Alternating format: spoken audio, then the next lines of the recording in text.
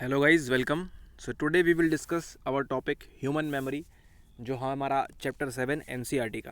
ठीक है, तो ये टॉपिक पढ़ना आपके लिए बहुत ज़रूरी है, क्योंकि इसमें क्या होगा, आपकी मेमोरी को भी बूस्ट मिलेगा, आपकी मेमोरी भी अच्छी होगी, आपको नई नई टिप्स एंड ट्रिक्स मालूम पड़ेंगी।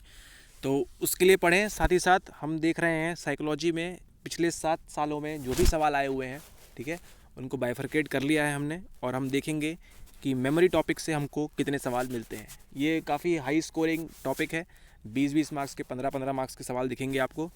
तो ऑल राइट, स्टार्ट करते हैं। सबसे पहले ईयर 2014 देखिए, सीधे सीधे 20 मार्क्स का सवाल है। Distinguish between single process theory, आपको मालूम होना चाहिए सबसे पहले ये क्या है, and dual process theory of short term memory. ठीक है, तो जो हमारा एसटीएम होता है, जिसमें चीज़ें लंबे टाइम के लिए स्टोर हो सकती है, नहीं हो सकती है, नहीं हो सकती है। ठीक है, तो जो एसटीएम में सिंगल प्रोसेस थ्योरी और डुअल प्रोसेस थ्योरी क्या है, इसके बारे में आपको लिखना है 20 मार्क्स के लिए। ठीक है, तो कैसे लिखेंगे आप, छोटा सा एग्जांपल दे देता हूँ। सबसे पहले आप एसटीएम को डिफ़ाइन करेंगे, ठीक है, देन इन दोनों को डिफ़ाइन करेंगे, और फिर प्लस कौन सा है माइनस कौन सा है, तो जो आप कोर्स में आएंगे उनको मालूम पड़ेगा। ठीक है, तो इस हिसाब से आप लिख सकते हैं अपना आंसर 20 मार्क्स के लिए, काफ़ी हेल्पफुल रहेगा। और देखिए, पहला ही सवाल आपको सीधे सीधे 20 मार्क्स का दिख रहा है। ओके, तो आपको सिर्फ इतना सा बताना है कि शॉर्ट टर्म मेमोरी क्या है, सिंगल प्रोसेस थ्योरी और ड्यूअल प्रोसेस थ्योरी में क्या डिफरेंस है, क्या आपको डिस्टिंग्विश करना है। ओके, अब देखते हैं अगला सवाल। What is the role of constructive, है ना, रचनात्मक एंड रिकंस्ट्रक्टिव प्रोसेस, पुनर्रचनात्मक इन ह्यूमन मेमोरी, एक्सप्लेन करना है 15 मार्क्स के लिए। तो अगर आपने सिर्फ ह्यूमन मेमोरी टॉपिक पढ़ा होगा तो आपको 15 मार्क्स, आई मीन 35 मार्क्स तो आपको ऐसे ही मिल जाएंगे। ठीक है, अप्रॉक्सीमेटली 35 में से आप 25-30 और तो स्कोर कर ही सकते हैं। ऑल राइट, तो इसमें क्या बताना है आपको कि रोल क्या है। ठीक है, मानव स्मृति, आई मीन ह्यूमन मेमोरी में कंस्ट्रक्टिव एंड रिकंस्ट्रक्टिव जो प्रोसेसेस होती हैं, उनका क्या रोल है। हमारी जो मेमोरी है उसमें हम जो स्टोर करते हैं, एनकोडिंग करते हैं, इसमें किस तरह से कंस्ट्रक्शन होता है फर्स्ट टाइम एंड रिकंस्ट्रक्शन होता है। ठीक है, इसका हमारी ह्यूमन मेमोरी में क्या रोल है, इज़ इट इम्पॉर्टेंट और नॉट, ये बताना है हमको, और एक्सप्लेन करना है हमको 15 मार्क्स के लिए। ठीक है, तो ये थे आपके 2014 से सवाल। All right, now we will talk about 2015 में कौन सा सवाल आया है। यहाँ देखिए 10 मार्क्स के लिए आया हुआ है, सवाल भी वैसा ही है। Bring out the disruption, all right, in retrieval processes due to anxiety, context and repression.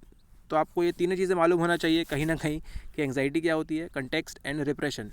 Alright, ये 3 चीज़ें आपको मालूम होंगी, तो आपको मालूम पड़ेगा कि रिट्रीवल प्रोसेस जो होती है, मतलब जो इन्फॉर्मेशन हमने सेंड कर दी है, ठीक है, अपने मेमोरी में, उसको जब हम वापस खींचते हैं, रिट्रीवल की प्रोसेस होती है, तो वहाँ पर डिसरप्शन है। ठीक है, जो बोलते हैं कि हम भूल जाते हैं, भूल जाते हैं is nothing but something that you are not able to retrieve it back. Okay, तो ये एंग्जाइटी में, ऑलराइट, डिप्रेशन में, ये आपको कंटेक्स्ट ही नहीं मालूम है, और रिप्रेशन जो प्रोसेस है इसमें जो होता है वो आपको इसमें एक्सप्लेन करना है 10 मार्क्स के लिए। Okay, now next is citing studies of amnesia. ये वर्ड आप एक काम करिए, एक कॉपी उठाइए, सॉरी एक पेज उठाइए, write down this in big letters, amnesia, और उसके बारे में आप जितना इन्फॉर्मेशन लिख सकते हैं, ऑलराइट, पॉइंट वाइज इसको नोट कर लें, क्योंकि आपको काम आएगा। Show how the explicit and implicit memory systems are separate. ठीक है, तो जो explicit and implicit memory systems हैं, ये किस तरह से अलग अलग हैं दोनों, इनको बताना है आपको कितने मार्क्स में, 20 मार्क्स में आपको शो करना है। ठीक है, लेकिन आपको साथ ही साथ क्या बताना है, स्टडीज़ ऑन एमनीशिया, ये जो एक डिजीज़ है, ठीक है, इससे संबंधित, इससे रिलेटेड आपको स्टडीज़ बतानी है, कोई सी हुई है तो। ठीक है, और वो बताती है क्या कि एक्सप्लिसिट और इम्प्लिसिट मेमोरी सिस्टम्स जो हैं वो दोनों अलग अलग हैं। तो जब आप एमनीशिया के बारे में पढ़ेंगे तो आपको मेमोरी सिस्टम भी मालूम पड़ेगा, और हम तो आपको बताएंगे ही। Okay, so don't worry, everything will be covered under the sun in your courses. All right, अब बात करते हैं 2016 की। 2016 में क्या आया है, ओ माई गॉड, 10 मार्क्स के लिए अगेन एमनीशिया। ऑल राइट, तो वो पेपर आपका बहुत काम आने वाला है। सबसे पहला सवाल है, what do you understand by amnesia. UPSC को लगा कि बच्चों से पूछ लिया जाए कि एमनीशिया क्या होता है। ठीक है, तो आप एक्सप्लेन करेंगे एमनीशिया क्या होता है। Illustrate the types of amnesia with reference to the case of HM brain's operation. All right, तो एचएम्स ब्रेन ऑपरेशन क्या है, ये अगर आपको मालूम होता तो शायद आप लिख पाते आंसर। ठीक है, और क्या आपको इलस्ट्रेट करना है, टाइप्स ऑफ एमनीशिया। अब देखिए यहाँ पे भी गेम हो रहा है, टाइप्स भी हैं एमनीशिया के, और इसमें एक केस दिया है आपको स्टडी करने के लिए, कौन सा, एचएम ब्रेन ऑपरेशन। सो 10 मार्क्स में काफ़ी कुछ डिमांड कर लिया है इस पेपर में, मे बी 15 मार्क्स का हो सकता था, ज़्यादा स्कोरिंग था। ऑलराइट, लेकिन आपको ये सब चीज़ें इसमें बतानी होंगी, तो आप एमनीशिया पता कर लीजिए, एमनीशिया के टाइप्स पता कर लीजिए। Okay, so now moving on to next question. 20 marks में सवाल है, give a critical appraisal of interference theory of forgetting, means retrieval. Interference theory क्या होती है? Why are we not able to pull the item back from our memory and show how the process of retrieval inhibition influences forgetting. ठीक है, कि जो retrieval process है वो क्या करती है? इन्फ्लुएंस करती है किसको? फॉरगेटिंग को, भूल जाने को क्या करती है? इंटरफेयर करती है। तो इसके बारे में आपको क्या करना है? क्रिटिकल अप्रेजल करना है। ऑलराइट, ओके, नाउ ये है आपका 20 मार्क का सवाल। अगला सवाल है, ये देखते हैं, explain the phenomena of implicit and explicit memories. Alright, तो पिछले ईयर भी हमने देखा था ये सवाल आया, एक्सप्लिसिट इम्प्लिसिट मेमोरी, इसका मतलब क्या है? कहीं ना कहीं एमनीशिया की बात हो रही है। Alright, also critically evaluate Tulving's model of long term memory. तो you should know what is Tulving's long term memory model. ठीक है, तो इसके बारे में आपको मालूम होगा तो आप लिख पाएंगे 20 मार्क्स के लिए। ठीक है, सो एक्सप्लिसिट इम्प्लिसिट मेमोरी क्या है ये मालूम होना चाहिए आपको, साथ ही साथ टुलविंग्स का जो मॉडल है लॉन्ग टर्म मेमोरी के लिए वो भी मालूम होना चाहिए। तो एक पेपर पे क्या करेंगे आप, जो मेमोरी के मॉडल्स हैं उनके 2-4 नाम लिख लेंगे ताकि आपको हेल्प हो एग्जाम में। All right, now we will talk about 2017, और यहाँ से आप देखेंगे थोड़ा सा पानी और गहरा हो जाएगा। Okay, explain the role of meaningfulness and emotional arousal in encoding. अब देखिए यहाँ बात हो रही है मेमोरी एनकोडिंग की। ठीक है, लेकिन यहाँ क्या बात कर रहे हैं उन लोग? Role of meaningfulness. ठीक है, मीनिंगफुलनेस इन द सेंस कि क्या अर्थपूर्ण है। ठीक है, and emotional arousal in encoding, मतलब कोई लिंक ही नहीं है, लेकिन आपसे पूछ लिया जा रहा है कि आपको कितनी समझ है साइकोलॉजी के बारे में। Discuss the implications of encoding specificity principle. ठीक है, ये एक प्रिंसिपल होता है, इसके इम्प्लीकेशन आपको बताने हैं। साथ ही साथ ये बताना है कि एनकोडिंग के समय आपका जो इमोशन है वो, और जो उसका अर्थ है, जो उसका मीनिंग है, जो भी आप एनकोड कर रहे हैं मेमोरी में, वो किस तरह से क्या रोल प्ले करता है। ठीक है, अब आपको, अगर आपने पुराना वीडियो देखा होगा तो आपको तुरंत याद आएगा कि एक क्वेश्चन था कि इमोशन हमारी इनकमिंग मेमोरी में, इनकमिंग एनकोडिंग में कैसे दिक्कत करता है।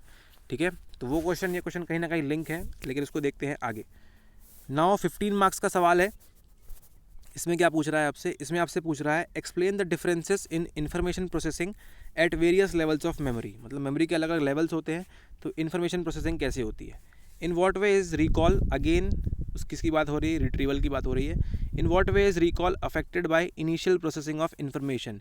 तो जैसे ही हमने इन्फॉर्मेशन को प्रोसेस कर लिया, रिकॉल किस तरह अफेक्ट करता है, ये बताना है आपको 15 मार्क्स में। 2017 में ये 2 सवाल थे 30 मार्क्स के अगेन।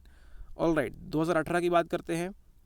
18 में पहला सवाल था, human memory is not like information stored in a tape recorder और कॉम्पैक्ट डिस्क। ठीक है, तो एनसीईआरटी में क्लियरली स्टेट किया हुआ है ये example. So people ask again and again, is NCERT is something very basic, I don't know what to do, so please, okay, so tape recorder में क्या होता है? information line wise store होती है। ठीक है, you cannot play any song in your tape recorder और compact disc, but लेकिन आप क्या कर सकते हो? आज कोई सा गाना कहीं से भी, बीच में कहीं से भी प्ले कर सकते हो। ठीक है, तो यही बताना है उसमें कि जो हमारी मेमोरी है उसमें हम हड़प्पा सभ्यता, हड़प्पन सिविलाइजेशन की इन्फॉर्मेशन भी खींच सकते हैं कभी भी, राइट। और कोई गाना है आज का हिप हॉप का, तो वो भी खींच सकते हैं कभी भी। तो ये हमको बताना है कि जो इन्फॉर्मेशन स्टोर्ड है ह्यूमन मेमोरी में, वो एक टेप रिकॉर्डर की तरह नहीं है। ठीक है, और आप अपने एग्जाम्पल स्वयं के लिए खुद लिखें। ठीक है, सेल्फ एग्जाम्पल, किसी के एग्जाम्पल सेम नहीं होना चाहिए। Okay, now 15 marks, this will be of 10 marks. Okay, 15 marks में क्या पूछा है? Demonstrate the importance of the shallow and deep levels of processing in remembering. मतलब चीज़ों को याद करने के लिए क्या होनी चाहिए? इंपॉर्टेंस बताना है shallow and deep levels of processing. जो प्रोसेसिंग होती है मेमोरी में, चीज़ों को भेजते हैं हम, उसमें 2 प्रकार की होती हैं, एक शैलो एंड डीप लेवल्स। तो इसके बारे में बताना है इंपॉर्टेंस क्या है। कभी हमको शैलो करना चाहिए, कभी डीप लेवल, और इंपॉर्टेंस इसकी अलग अलग जगह पे अलग अलग होगी। ठीक है, with the help of daily life examples explain how retrieval cues enable us to remember. ठीक है, तो यहाँ क्या बताना है आपको? एक्सप्लेन करना है डेली लाइफ एग्जाम्पल से कि रिट्रीवल क्यूज़ हमको याद रखने में कैसे हेल्प करते हैं। ऑलराइट, तो ये आपको डेली लाइफ से एग्जांपल उठाना है। तो जितना अच्छा एग्जांपल उठाएंगे आप, तो नो डाउट उतना आप जो कॉपी चेक कर रहा है आपकी, उस पर अच्छा इंप्रेशन छोड़ेंगे। तो ये आपको करना है 15 मार्क्स में। ऑलराइट, सबसे पहले क्या करेंगे आप? इंपॉर्टेंस देंगे शैलो एंड डीप लेवल का 10 मार्क्स में, और 5 मार्क्स के लिए आप एग्जाम्पल लिखेंगे अपने एग्ज़ाम्स में। ऑलराइट, आपको मालूम होना चाहिए रिट्रीवल क्यूज़ क्या होते हैं। ओके, नाउ बात करते हैं 2019 की। 20 मार्क्स के लिए सवाल है, multi store model of memory best explains the nature of memory. ठीक है, तो आपको मालूम होना चाहिए कि मल्टी स्टोर मॉडल क्या है। Evaluate the statement in theoretical perspective and empirical evidences. ठीक है, तो आपको क्या करना है, एविडेंस देने हैं, साथ ही साथ थ्योरी वाइज क्या इसका पर्सपेक्टिव है, क्या लोग मानते हैं नहीं मानते हैं, उसको भी आपको इवेल्युएट करना है इस स्टेटमेंट को। Multi store model of memory best explains the nature of memory.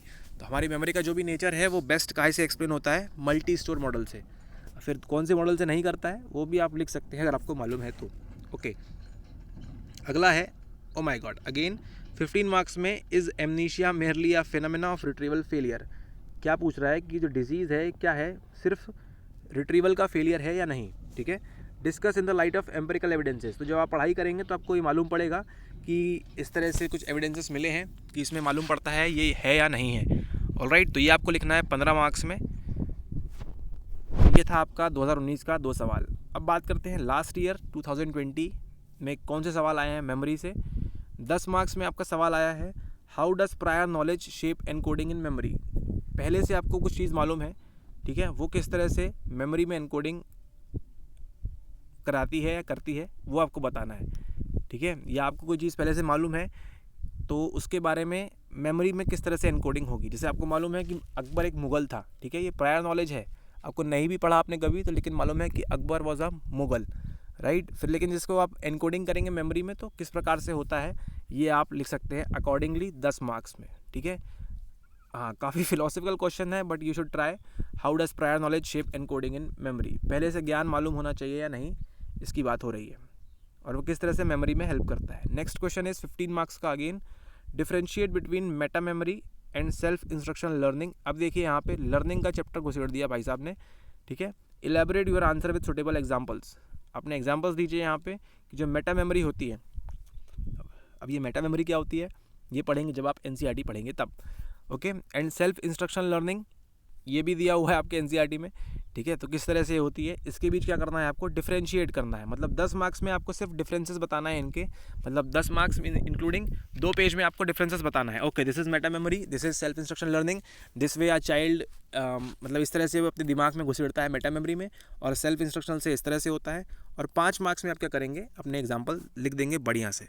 Okay, एक और सवाल 15 मार्क्स में, describe 3 stage model of memory with special emphasis on working memory. तो उनको कोई सवाल नहीं मिला मेमोरी से, तो उन्होंने क्या डाल दिया कि भाई साहब आप बता दो कि 3 स्टेज मॉडल मेमोरी का कौन सा है, और स्पेशल एम्फेसिस किस पे देना है आपको, वर्किंग मेमोरी पे। ठीक है, तो वर्किंग मेमोरी क्या होती है वो भी बताना है, और 3 स्टेज मॉडल बताना है मेमोरी का।